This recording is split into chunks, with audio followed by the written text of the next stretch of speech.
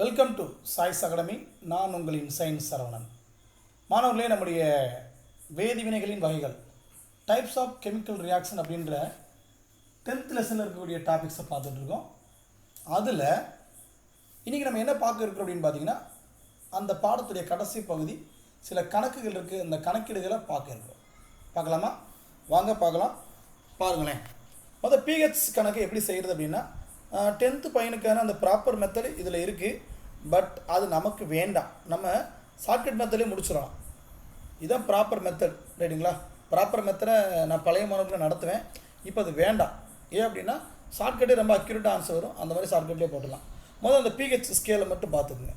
PH எப்படி calculate பண்ணணும் அப்படின்னா, pH is equal to -log H plus அப்படின்னு எழுதுறது தான் அந்த பிஹெச்சுக்கான ஃபார்முலா. இதுக்கான விளக்கம் என்னன்னு பார்த்தீங்கன்னா, இங்கே ஆல்ரெடி நான் சொல்லியிருக்கேன், நல்லா கவனிங்க. இதில் மொதல் இடத்துல ஹெச் ப்ளஸ்ன்னு இருக்கு இல்லையா? ஹெச் ப்ளஸ்னு என்ன அப்படின்னு பார்த்தீங்கன்னா, ஹைட்ரஜன் அயன், அதாவது ஹைட்ரஜன் அயனி. இந்த மாதிரி ஸ்கொயர் ப்ராக்கெட் போட்டால் அதுக்கு என்ன பேர் அப்படின்னு பார்த்தீங்கன்னா, செறிவுன்னு பேர். இது என்ன அப்படின்னு பார்த்தீங்கன்னா, லாகர்தம், மடக்கை அப்படின்வாங்க. மடக்கைக்கு எப்படியுமே கீழே 10 தான் அடிமானமாக வரும். முன்னாடி மைனஸ் போட்டிருக்காங்க. இது எப்படி சார் வாசிக்கிறது அப்படின்னா, இப்போ நம்ம எழுதணும் இல்லையா? இதே மெத்தடில் வாசிங்க. அதுதான் பிஹெச்சுக்கான டெஃபினிஷன். என்ன சார் அப்படின்னா, இங்கே பாருங்கள், ஹைட்ரஜன் அயனியின் செறிவின் மதிப்பின் 10 அடிமானமாக கொண்ட மடக்கையின் எதிர் மதிப்பே பிஹெச் எனப்படும். அவ்வளோதான்ப்பா. நான் என்ன சொன்னேன் திரும்ப நல்லா கவனித்து பாருங்கள். ஹைட்ரஜன் அயனி செறிவின் 10 அடிமானமாக கொண்ட மடக்கை மதிப்பின் எதிர் மதிப்பே பிஹெச் எனப்படும். அவ்வளோதான். பிஹெச் என்பது இங்கே பாருங்கள், இதை தான் அங்கே இருக்கன்னு பார்த்துக்குங்க. பிஹெச் என்பது ஹைட்ரஜன் அயனி செறிவின் 10 அடிப்படையாக கொண்ட மடக்கையின் எதிர் மதிப்பு. இதைத்தான் நானும் சொன்னேன். புரியுதுங்களா? இதையே நடத்தணும் அப்படின்னா, இது ஏதாச்சும் ஒரு டெஃபினிஷனில், அதாவது ஸ்டேட்மெண்ட்டில் கேட்க வாய்ப்பு இருக்குது, ரைட்டுங்களா? ஸோ அதை மட்டும் திரும்ப ஒரு முறை மைண்டில் வச்சுக்கோங்க. இங்கிலீஷில் சொல்லப்போனால், the pH is the negative logarithm. The pH is the negative logarithm. logarithm சொல்லி பார்த்துங்க. negative logarithm I வரும், HN. negative logarithm of the hydrogen ion concentration. So இதுதான் அந்த பிஹெச்சுக்கான டெஃபினிஷன். ஓகே, இதை வச்சு நம்ம ஒன்றும் பண்ண போகிறது கிடையாது. ஒரு ஸ்டேட்மெண்ட் கொஸ்டின் தான், நமக்கு அதை கண்டிப்பாக அதை தெரிஞ்ச மாதிரி எழுத முடியும். அதுக்காக அதை பார்த்தாச்சு. இப்போ கணக்குகள் பார்க்கலாம். கணக்குகள் ரொம்ப ரொம்ப எளிமை தான், ஷார்ட்கட்லேயே முடிங்க. முதல் கணக்கை பாருங்கள். எடுத்துக்கிற கணக்கே பார்ப்போம். என்ன கொடுத்துருக்காங்கன்னா, 0.0 மோல், எம்னா மோல்பா, 0.01 மோல் நைட்ரிக் ஆசிட், HNO3னா நைட்ரிக் ஆசிட். அந்த கரைசலுடைய பிஹெச் மதிப்பு என்னன்னு கேட்டிருக்காங்க. Calculate the pH of 0.01 mole HNO3, nitric ஆசிட்டுடைய பிஹெச் வேல்யூவை கேட்டிருக்காங்க. இதுக்கு இவங்க என்னென்னமோ கால்குலேஷன் போட்டு அதை கொண்டு வந்திருக்காங்க. அதெல்லாம் வேண்டாம். ஈஸியான ஷார்ட்கட் என்னென்னு பார்த்தீங்கன்னா, இந்த டெசிமல் வேல்யூ இருக்கு இல்லையா, 0.01, புள்ளிக்கு வலது பக்கம் எத்தனை ஸ்தானம்னு எண்ணி பாருங்கள். 1 ஸ்தானம் 2 ஸ்தானம் இருக்குது. ஸோ பிஹெச் மதிப்பு 2. அவ்வளோதான். எத்தனை ஸ்தானங்களோ அதான் அதனுடைய பிஹெச் வேல்யூவாக இருக்கும். சரி, இந்த மாதிரி வந்தால் எல்லா கணக்கும் இப்படி போடலாமா? தாராளமாக போடலாம். ஒரு சில கணக்கில் மட்டும் எப்படி கொடுத்துருப்பாங்க அப்படின்னா, இப்படி கொடுக்காம தசம எண்களை கொடுக்காம, அந்த கணக்கு கீழே இருக்குது, இருந்தாலும் இங்கேயே சொல்லிடுறேன். எப்படி இப்படி கொடுப்பாங்க, 10 அடுக்கு -4, 10 அடுக்கு -3 இப்படி கொடுப்பாங்க. இப்படி கொடுத்தா எப்படி சார் ஷார்ட்கட்டில் கண்டுபிடிக்கிறது அப்படின்னா, அந்த அடுக்கில் எந்த நம்பர் இருக்கோ குறியை பார்க்காதீங்க. அடுக்கில் எந்த நம்பர் இருக்கோ அதுதான் பிஹெச் மதிப்பு. அது ஒரு ஷார்ட்கட், டக்குன்னு போட்டுருங்க, ரைட்டுங்களா? ஓகே, இதெல்லாம் எப்போ அப்படின்னா, அது ஹைட்ரஜன் அயான்னு சொல்லிட்டு கொஸ்டினில் வந்தால் மட்டும்தான். சரி, இந்த இடத்துல ஹைட்ரஜன் அயான் வரலையே, நைட்ரிக் ஆசிட் வந்திருக்கு அப்படின்னா, உங்களுக்கே தெரியும் ஆசிட் அப்படின்றதுடைய டெஃபினிஷன் என்னப்பா, ஹைட்ரஜன் அயனி தண்ணியில் கரைஞ்சிருந்தால் தான் அது ஆசிட். அப்போ ஆசிட்னு வந்துட்டாலே அந்த இடத்துல ஹைட்ரஜன் அயான் இருக்குன்னு அர்த்தம். ஹைட்ரஜன் அயான் இருக்குனாலே அது ஆசிட் தான். நீங்கள் தாராளமாக என்ன பண்ணிடலாம், தசம எண்களை எண்ணியோ அடுக்கில் இருக்கக்கூடிய எண்ணுடைய குறியை மாற்றி அதோடைய பிஹெச் மதிப்பாகவும் தாராளமாக சொல்லலாம், தப்பே கிடையாது. ஷார்ட்கட் புரியுதுங்களா? ஓகே, இப்போ அடுத்த டைப்பு பாருங்கள். 2வது டைப். இதே கொஸ்டினை இப்படி கேட்குறாங்கன்னு வச்சுக்கோ. கொஸ்டினை பாருங்கள். இது 2வது டைப். ஒரு கரைசலின் ஹைட்ராக்சில் அயனி செறிவு அவங்களே ஹைட்ராக்சில்னு கொடுத்துட்டாங்க. ஹைட்ரஜன் கொடுத்தா அது வேறு மெத்தட், மேலே பார்த்த மெத்தட் ரொம்ப சிம்பிள். புள்ளிக்கு வலது பக்கம் ஸ்தானங்கள் எண்ணி அழகாக போட்டுடலாம். இங்கே ஹைட்ராக்சில் அப்படின்றாங்க. சார் ஹைட்ராக்சில்னா என்ன சார் அப்படின்னா இதுதான் ஹைட்ராக்சில். அப்போ இந்த OH மைனஸ்ன்றது நம்ம எங்கே பார்த்தோம் அப்படின்னா காரத்துக்கான டெஃபினிஷனில் பார்த்தோம். அதாவது ஒரு வாட்டரில் ஹைட்ராக்சில் அயனிகள் வந்து கரைஞ்சி இருந்துச்சுன்னா அதுக்கு பேர் பேஸ், காரம் அப்படின்றத பார்த்தோம். அதே தான் இங்கேயும். அப்போ இது காரத்துக்கான ஒரு கணக்கீடு. இதுக்கு என்ன சார் பண்ணுறது அப்படின்னா அதே மெத்தட் தான், மேலே பார்த்தோம் இல்லையா, அதே மெத்தட்லேயே கண்டுபிடிக்கலாம். ஆனால் ஃபார்முலா வேறு. ஏன்னா உங்களுக்கு ஒரு வேளை ஃபார்முலாவே கொஸ்டினில் வர வாய்ப்பு இருக்குது. ஃபார்முலா பாருங்கள், அந்த இடத்துல என்ன பார்த்தோம் அப்படின்னா மேலே பார்த்தது pH is equal to minus lock கீழே 10 போட்டு H ப்ளஸ்ன்னு படித்தோம். அப்படி தானே இந்த வீடியோ ஆரம்பிக்கிறப்ப அப்படி தான் பார்த்தோம். இது அதே இதில் கொஞ்சம் மாற்றம். இந்த ஹெச்ன்ற இடத்துல OH மட்டும் போட்டுங்க, மீதியெல்லாம் சேம் தான். இந்த உள்ள H ப்ளஸ்ன்றதை OH மைனஸ்ன்னு போட்டுக்கணும். போட்டிங்க அப்படின்னா அந்த ஹெச்சை தூக்கிட்டு OH, அங்கே தூக்கி அங்கே OH மைனஸ் போட்டுட்டிங்கன்னா சேம் அதே ஃபார்முலா தான். ஸோ அதே ஃபார்முலானா அதே மெத்தடை ஃபாலோ பண்ணிக்கலாமான்னா தாராளமாக பண்ணிக்கலாம். எப்போ சார் அப்படின்னா இங்கே பாருங்கள், அவங்க அதே மாதிரி ஒரு கரைசலுடைய செறிவு கொடுத்துருக்காங்க. pOH மதிப்பு கேட்டிருக்காங்க. pH மதிப்பு கேட்கல, pOH மதிப்பு கேட்டிருக்காங்க. இப்போ பதில் என்ன சார் வரும்? சார் நீங்கள் தான் சொன்னீங்க 10 அடுக்கில் வந்து எந்த நம்பர் வருதோ அதுதான் அதனுடைய pOH மதிப்பு அப்படின்னு சொன்னீங்க. அப்போ அதை அப்படியே போட்டுக்கலாமா சார்னா கரெக்டு தான். pOH மதிப்பு 9 தான். pOH கேட்காம pHன்னு கேட்டால் ஒன்றும் பயப்படாதீங்க. நம்முடைய சாரன்ஸ்னு சொன்ன அளவீடுகள் மொத்தம் 14. அந்த 14லேருந்து 9 கழிச்சு எழுதுங்க, அதுதான் pH. இப்போ pOHனா அப்படியே போட்டுடலாம், pHன்னு கொடுத்தா என்ன பண்ணணும் 14லேருந்து கழிச்சு போடணும். இது எப்போ அப்படின்னா ஹைட்ராக்சில் தொகுதி வர்றப்ப. இதே ஹைட்ரஜன் தொகுதி வந்தால் இந்த வேலையை நமக்கு இல்லை, டைரெக்டாக என்ன பண்ணிடலாம், அங்கே என்ன வருதோ அதை பதிலாக போட்டு போயிடலாம். ஹைட்ராக்சில் வந்து என்ன பண்ணணும், மொதல் pOHை கண்டுபிடிச்சிக்கிட்டு அப்புறம் pH கண்டுபிடிக்கணும். எப்படி 14லேருந்து கழிச்சு கண்டுபிடிக்கணும். ரைட்டுங்களா? ஓகே, அந்த மாதிரி சில கணக்குகள் இருக்குது, வாங்க பார்க்கலாம். எதுவுமே வாயில் சொன்னால் புரியாது, கணக்கில் பார்த்தா தான் புரியும். இப்போ இந்த கணக்குடைய pOH மதிப்பு என்னப்பா, இந்த கணக்கு pOH மதிப்பு என்ன வரும் 9 வரும். அடுக்கில் என்ன இருக்கோ அதான் நம்பர். ரைட்டா? ஓகே, கீழே இருக்கும் பார்த்துங்க, பாருங்கள் என்னென்னமோ ஸ்டெப் போட்டிருக்காங்க, ஆனால் அதுதான் வந்திருக்கு. சரிங்க, இப்போ அடுத்த ஒரு ஸ்டெப் கொடுத்துருக்காங்க பாருங்கள். pHக்கும் pOHக்கும் இடையில் என்ன தொடர்பு அப்படின்னு இருக்காங்க. ஒன்றும் இல்லை, 2 கூட்டினா 14. pHல் 7 அளவு இருக்குது, pOHல் 7 அளவு இருக்குது. ஸோ 2 கூட்டினா வரும் 14 அளவுகள். அதாவது அமிலத்தில் 7 அளவுகள், காரத்தில் 7 அளவுகள், மொத்தம் 14 அளவுகள். அதை கொஞ்சம் நீங்கள் என்ன பண்ணீங்க மைண்டில் வச்சு. இப்போ இப்படி ஒரு கணக்கு கேட்குறாங்கன்னு வச்சுக்கோங்க. எப்படி இங்கே பாருங்கள், ஒரு கரைசலின் pOH மதிப்பு 11.76 எனில் அக்கரைசலின் pH மதிப்பு என்ன? இப்படி கேட்டால் என்னது, இதுதான் இந்த ஃபார்முலா பார்த்துங்க. pH நமக்கு இது தெரியாது, ஆனால் 14லேருந்து pOHை கழிச்சிங்க அப்படின்னா pH கிடைக்கும். ஸோ pOH தான் கொடுத்துருக்காங்க. ஸோ 14லேருந்து 11.6 கழிங்க, 2.24 வருது, அதுதான் ஆன்சர். அவங்க கணக்கு என்ன கொடுத்துருக்காங்களோ அதை கொஞ்சம் கூர்ந்து கவனிச்சா போது என்ன பண்ணிடலாம், ஈஸியாக ஆன்சர் பண்ணிடலாம். புரியுதுங்களா? ஓகே, இதான் relationship between pH and pOH. அந்த கணக்கு என்ன கொடுத்துருக்காங்க, a solution has pOH of 11.76. What is the pH of the solution அப்படின்னு கேட்டால் 14லேருந்து கழிச்சதுனாலே போதும், we get the answer. சரி, இந்த கணக்கில் ஈஸி தான். அடுத்த ஒரு கணக்கு கொடுத்துருக்காங்க பாருங்கள், எதுவுமே செய்யப்படுறது கிடையாது, பார்த்து டக்குன்னு போட போகிறோம். இந்த கணக்கு பாருங்கள், 0.001 மோல் செறிவுள்ள ஹைட்ரோக்ளோரிக் அமிலம். அப்படி சொன்ன உடனே நீங்கள் அதை எழுதுங்க, அந்த ஃபார்முலா எழுதுங்க, ஹைட்ரோக்ளோரிக் அமிலம்.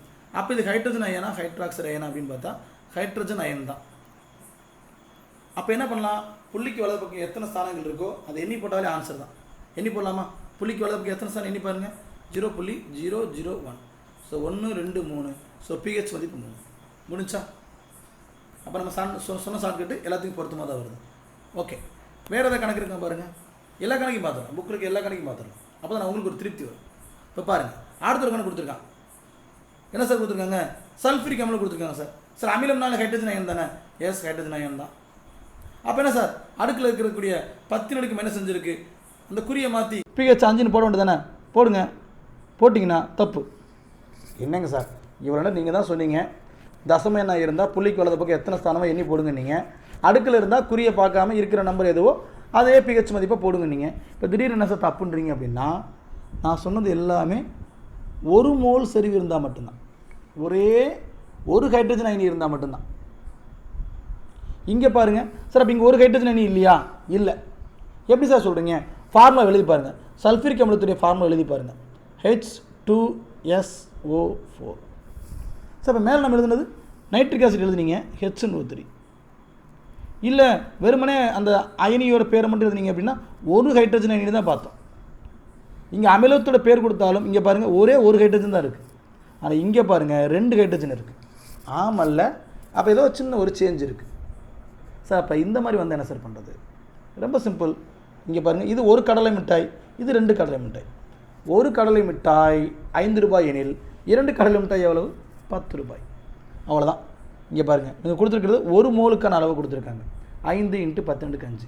நமக்கு தேவை சல்ஃபூரிக் அமிலம்னு பார்க்குறப்ப நமக்கு தேவை 2 மூலக்கூறு. அப்போ என்ன சார் பண்ணுறது? 2ஆல் பெருக்குங்க. எப்படி சார் பெருக்கிறது? 2 × 5 × 10⁻⁻5. இதை வச்சு என்ன சார் பண்ணுறது? இது 2 பெருக்குங்க. பெருக்குனா 10 × 10⁻⁻5 வருது சார். ஓகே, இங்கே என்ன சார் இருக்குது? இங்கே 1 இருக்குது சார். -5 1 போனால் எவ்வளோ சார்? -4 சார். 10⁻⁻4. சிம்பிளை பண்ணிட்டீங்களா? பண்ணிட்டோம் சார். இப்போ அந்த அடுக்கில் இருக்கக்கூடிய குறியை விட்டுட்டு மீது என்ன இருக்குன்னு பாருங்கள். 4 இருக்குது சார்.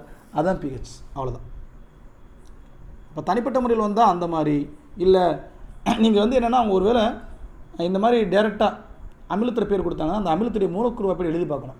ஹெச் பக்கத்தில் 2ன்னு வந்துருச்சுன்னா நீங்கள் பெருக்கி பார்க்கணும். நல்லா கவலைப்படாதீங்க. ஒரு வேளை இந்த கேள்வி கேட்டால் இந்த கேள்வி டேரெக்டாக தான் கேட்பாங்க.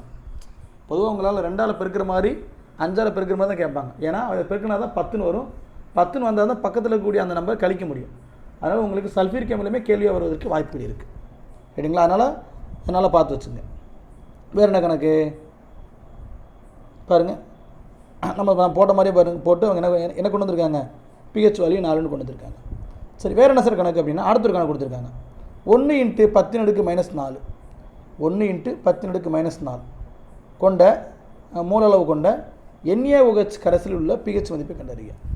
இப்போ இதை பார்த்தோன்னே தெரியுது இது வந்து ஹைட்ரஜன் அயனா ஹைட்ராக்சைடு அயனா அப்படின்னா ஃபார்முலாவில் NaOH இருக்குது. அப்போ இது ஹைட்ராக்சைல் தொகுதி. அப்போ காரத்தோடு சம்மந்தப்பட்டது. அப்போ அவங்க வந்து கேள்வி POHன்னு கேட்டிருந்தாங்கன்னா அடுக்க என்ன இருக்கோ அதை போட்டுடலாம். ஆனால் POH கேட்டிருக்காங்களாம் பாருங்கள், கேட்கல. pH கேட்டிருக்காங்க. சரி, என்ன சார் அப்போ என்ன சார் பண்ணுறது? மொதல் POH கண்டுபிடிங்க. POH தெரியுமே சார், அடுக்கில் என்ன நம்பர் இருக்கோ அதை குறியை மாற்றி போட்டுக்கிறது. எழுதுங்க. POH எவ்வளோ சார்? 4. அதை முதல் எழுதிக்கிங்க. POH தெரிஞ்சால் pH மதிப்பு கண்டுபிடிக்க முடியுமா? முடியுமே. இப்போ தானே பார்த்தோம் pHக்கும் POHக்கும் இடையில தொடர்பு 14 கழிக்கணும் பார்த்தோம் இல்லையா? அப்போ 14 கழிக்கலாமா? கழிங்க. 14 4 போனால் எவ்வளோ சார்? 10 சார். அதான் சார் pH மதிப்பு. முடிஞ்சு. அப்போ சின்ன சின்ன விஷயத்தை கொஞ்சம் நுணுக்கமாக பார்த்துட்டே போதும், தப்புலாம் பண்ணிடலாம். நீங்கள் சில கணக்கில் புக் பேக்கில் இருக்குது, அதெல்லாம் ஒர்க் அவுட் பண்ணுங்கள், ஈஸியாக ஆன்சர் வரும். சரி, இன்னும் ஒரு கணக்கு கொடுத்துருக்காங்க, அதையும் பார்ப்பாங்க. ஒரு கரைசலின் ஹைட்ரஜன் அயனியின் செறிவு. ஒரு கரைசலின் ஹைட்ரஜன் அயனியின் செறிவு எவ்வளவு? 1 × 10⁻⁻8 மோல் லிட்டர் பவர் -1 எனில் அக்கரைசலின் pH மதிப்பை காண்க. எக்ஸாம்பிள் எவ்வளோப்பா? 4 இது. Calculate the pH of a solution is which the concentration of the hydrogen ions is 1.0 × 10⁻⁻8 mole liter power -1. pH கண்டுபிடிக்க சொல்லியிருக்காங்க. என்ன சார் பண்ணுறது? முதல் பாருங்கள், ஏதாச்சும் நமக்கு க்ளூ கொடுத்துருக்காங்களாம் பாருங்கள். ஹைட்ரஜன் அயனின்னு அவங்களே கொடுத்துட்டாங்க, பிரச்சனையே இல்லை. ஹைட்ரஜன் அயனினால என்ன தான்? ஆசிட் சம்மந்தப்பட்டது தான். ஓகே, அப்போ புரியுது. அப்போ நம்ம புள்ளிக்கு வலது பக்கிற ஸ்தானத்தை எண்ணி போட்டுடலாம். ஆனால் அவங்க அப்படி கொடுக்கல, 10 அடுக்கில் கொடுத்துருக்காங்க. சார் முன்னாடி ஒரு 1 இருக்கே, 1 கொண்டு எந்த நம்பரை பெருக்கினாலும் அதே தான். உங்களை சும்மா பயமுறுத்திட்டு கொடுத்துருக்காங்க, அது பூச்சாண்டி மாதிரி தான், அதனால் விட்டுலாம். மீதி என்ன இருக்குன்னு பாருங்கள், 10⁻⁻8 இருக்குது. அடுக்கில் என்ன நம்பர் இருக்கோ அதான் pH மதிப்பு. ஸோ pH மதிப்பு எவ்வளவு? 8. போடலாமா? போட்டுருங்க. பாருங்கள், அதான் பதிலாக இருக்குது. அப்போ எல்லாமே என்னது? எல்லா கணக்குகளுமே இந்த ஷார்ட்கட்டை போட முடியுது. கடைசி ஒரு கணக்கு பார்த்துடலாமா? வாங்க பார்க்கலாம். என்ன கேட்டிருக்காங்க அப்படின்னா, ஒரு கரைசலின் pH மதிப்பு 4.5 எனில் POH மதிப்பை காண்க. அதாவது pH கொடுத்துட்டு POH கேட்குறாங்க. அப்போ என்ன பண்ணோம்? 14 கழிச்சதுன்னா போதும். 14 4.5 கழிச்சிங்கன்னா 9.5 முடிஞ்சு. எடுத்துக்காட்டு 5 அவ்வளோதான். If the pH of a solution is 4.5 what is it POH? So 14 less பண்ணுங்கள், 4.5 லெஸ் பண்ணுங்கள், 9.5. அதுதான் என்னது ஆன்சர். அடுத்து பார்த்தீங்கன்னா புக் பேக்லேயும் ஒரு 4 கணக்கு இருக்குது. புக் பேக்லேயும் கணக்கீடுகள் 4 கணக்கு கொடுத்துருக்கான். இந்த நாளையும் நான் ஒர்க் பண்ணி காமிச்சிடுறேன். ரைட்டா? நமக்கு இந்த வீடியோ வந்து நம்ம ½ hour வரணும் இல்லையா, 14 நிமிஷம் தான் இருக்குது. ஸோ இது நீங்களே ஒர்க் அவுட் பண்ணலாம் கொடுக்கலான்னு பார்த்தேன். இந்த நானே ஒர்க் அவுட் பண்ணிடுறேன். எக்ஸாமில் மட்டும் நீங்கள் ஒர்க் அவுட் பண்ணுங்கள், தப்பு இல்லாமல். பார்க்கலாமா? வாங்க பார்க்கலாம். முதல் கணக்கு பாருங்கள். எலுமிச்சை சாரின் pH மதிப்பு 2. அவங்களே சொல்லிட்டாங்க எலுமிச்சை சாருடைய pH வேல்யூ 2. அதனுடைய ஹைட்ரஜன் அயனியின் செறிவின் மதிப்பு என்ன? கண்டுபிடிக்கலாமா? சரி வாங்க கண்டுபிடிக்கலாம். கேள்வி என்ன? Lemon juice has a pH 2. What is the concentration of H+ ion? இப்போ என்னென்ன வித்தியாசமாக pH மதிப்பு கொடுத்துட்டாங்க, கொடுத்துட்டு கான்சன்ட்ரேஷனை கேட்குறாங்க. அது எப்படி சார் பார்க்குறது? நீங்கள் என்ன பண்ணுவீங்க? பொதுவாக இப்போ 0.001 இருந்தால் pH மதிப்பு 3ன்னு போடுவீங்க. அவன் pH மதிப்பு 2ன்னு கொடுத்துருக்கான். அப்போ இது எவ்வளோவா இருக்கும்? புள்ளிக்கு வலது பக்கம் 2 ஸ்தானம் இருக்கணும். ஸோ 0.1 போட்டிங்கன்னா கிடைக்கும், 2 கிடைக்குதா? அப்போ கரெக்டாக தானே? அப்போ pH மதிப்பு எப்போ நீங்கள் 2ன்னு போடுவீங்க? இப்படி இருந்தால் தான் போட முடியும். 0.01 இருந்துச்சுன்னா புள்ளிக்கு வலது பக்கம் 2 ஸ்தானத்தை எண்ணி 2ன்னு போடுவீங்க. இவங்க 2 கொடுத்துட்டான், இதை கேட்குறான். அவ்வளோதான், எடுத்தோன்னே 0.01 போட்டுருங்க, முடிஞ்சு. சார் ஸ்டெப் பை ஸ்டெப்பாக போடணுமே. நம்ம TNPSCக்கு படிக்கிறோம், நமக்கு ஸ்டெப் பை ஸ்டெப் தேவையில்லை. அது பையனுக்கு தான், ஸ்கூல் பையனுக்கு தான். ஓகேவா? சரி, 2ஆம் கணக்கு பாருங்கள். 1.0 × 10⁻⁴ மோலார் செறிவுள்ள நைட்ரிக் ஆசிட் அந்த கரைசலுடைய pH மதிப்பை கணக்கிடுக. Calculate the pH of 1.0 × 10⁻⁴ molar solution of HNO3. ரொம்ப சிம்பிள். நைட்ரிக் ஆசிடுடைய pH கேட்டிருக்காங்க. நைட்ரிக் ஆசிட் அப்படின்னாலே H+ அயன் தான். அப்போ என்ன பண்ணலாம்? அந்த அடுக்கில் நம்ம என்ன நம்பருக்கு அதை மாற்றிடலாம். ஸோ முன்னாடி என்ன கொடுத்துருக்கானே அது பூச்சாண்டி 1ன்னு கொடுத்துருக்கான், பெருக்கினால் அதே தான் வரும். ஸோ 10⁻⁻⁴ குறியில் பக்கத்தில் என்ன நம்பர் இருக்கோ அதுதான் ஆன்சர். ஸோ pH மதிப்பு 4, முடிஞ்சு. எல்லாத்துக்குமே ஷார்ட்கட் செட் ஆகுதா? செட் ஆகும். அடுத்து பாருங்கள், 1.0 × 10⁻⁵ கொடுத்துருக்கான். அப்போ என்ன சார் வழக்கம் போல் என்ன பண்ணலாம்? அடுக்கில் என்ன நம்பர் இருக்கோ அது குறி மாற்றி போடலாமா? போட்டிங்க அப்படின்னா தப்பு. ஏன்? இது வந்து நைட்ரிக் ஆசிட், ஹைட்ரஜன் அயனால் போட்டிங்க. இது பாருங்கள், இது ஆசிட் இல்லை, இது ஹைட்ராக்சில் தொகுதி, அதாவது காரம். அப்போ என்ன சார் பண்ணுறது? நீங்கள் கண்டுபிடிச்ச அந்த 5ன்றது என்னென்னு பார்த்தீங்கன்னா pOH கண்டுபிடிச்சிருக்கீங்க. நமக்கு தேவை pH. pOH எப்படி கண்டுபிடிச்சிங்க? அடுத்த என்ன இருக்கோ குறி மாற்றியாச்சு. இப்போ pH எப்படி சார் கண்டுபிடிக்கிறது அப்படின்னா 14 5 கழிங்க 9ன்னு வரும், அதுதான் ஆன்சர். புரியுதுங்களா? Okay, the last question. ஒரு கரைசலில் ஹைட்ராக்சைடு அயனி செறிவு 1.0 × 10⁻11 மோல் எனில் அதன் pH மதிப்பு என்ன? திரும்ப 1ஆல் பெருக்கி வச்சுருக்கான். ஸோ பூச்சாண்டி தான். 10⁻11 இருக்குது, 10⁻11 இருக்குது. இப்போ என்ன கேட்குறான்னா pH மதிப்பு கேட்குறான். அப்போ கொடுத்துருக்கிறது என்னென்னு பார்த்தீங்கன்னா முதல் pOH கண்டுபிடிங்க. 10⁻11. ஸோ pOH பார்த்தீங்கன்னா 11. pH எவ்வளவு? 14லேருந்து 11 கழிக்கணும், கழிச்சிங்கன்னா 3. அவ்வளோதான் ஆன்சர். ஸோ புக்குக்குள்ளேயும் பார்த்தாச்சு, புக் பேக்கும் பார்த்தாச்சு. ரைட்டுங்களா? எல்லாருக்கும் நல்லா படிங்க, டெஸ்ட்டாக நல்லபடி எழுதுங்க. நான் நடத்துகிற கணக்குகளும் சயின்ஸ் பிடிக்குதுன்னா தாராளமாக லைக் பண்ணுங்கள், முடிஞ்ச கமெண்ட் பண்ணுங்கள். ரைட்டுங்களா? தேங்க்யூ, வாழ்த்துக்கள். நல்லபடியாக படிங்கப்பா.